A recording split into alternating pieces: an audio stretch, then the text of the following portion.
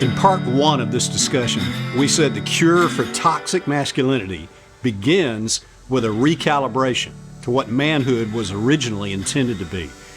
A clear and compelling definition of real manhood can be a catalyst for a culture shift that will expose the counterfeit versions of manhood.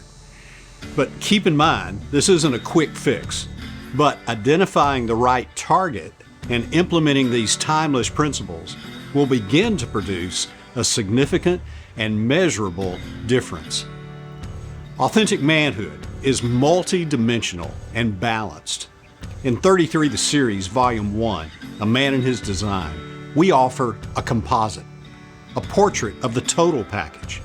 We call it the Four Faces of Manhood. We see them in Scripture, and we see them in Jesus. They are the king, the warrior, the lover, and the friend. Understanding how they operate and how they complement each other is an effective antidote for toxic masculinity. Now, here's a brief overview of the four faces. The king face. The king face reflects righteous energy. The essence of this face is leadership. It provides protection and direction for others. It loves what is right. The man who wears the king face leads with integrity, and he is a blessing to others. The warrior face. This face reflects courageous energy. A true warrior takes the initiative for a purpose greater than himself. He's assertive, but that assertiveness is submitted to God, and he fights for the benefit of others. The man who wears the warrior face is a man of action, and his actions flow out of his submission to God. The lover face reflects relational energy. This face is primarily associated with tender care for others and a willingness to be emotionally vulnerable. It allows a man to live in intimacy with the most important relationships in his life, his family. The friend face reflects connecting energy, especially in his capacity to connect with other men. Now, this face is critical for accountability and encouragement.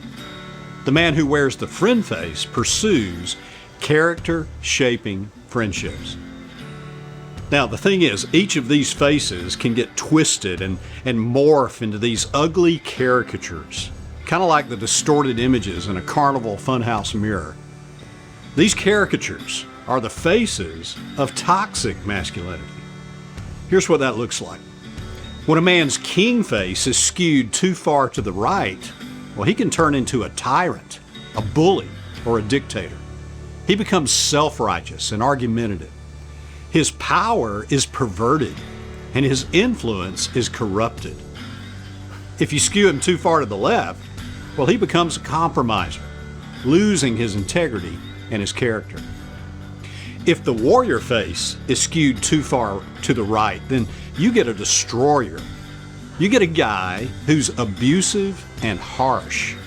The other extreme is a wimp. This is a guy with no backbone.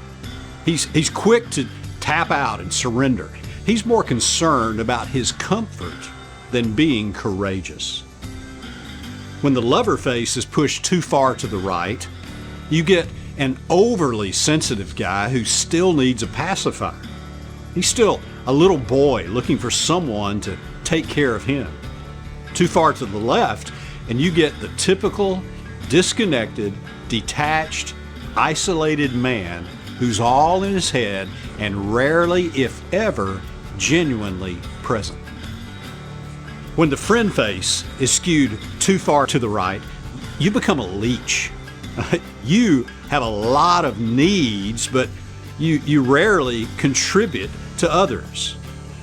If you turn the dial too far to the left, you become a loner, a guy who thinks he doesn't need anybody because he's got this. Now, all of these caricatures have been the faces of toxic masculinity since the fall of man. Turning the spotlight on them and giving them a name will expose these destructive versions of masculinity and help move us closer to the cure. For me personally, it helps to know where the ditches are in my journey toward authentic manhood. I want it to jerk my head around and keep me focused on what I was designed to be, the true and balanced faces of real manhood, the king, the warrior, the lover, and the friend.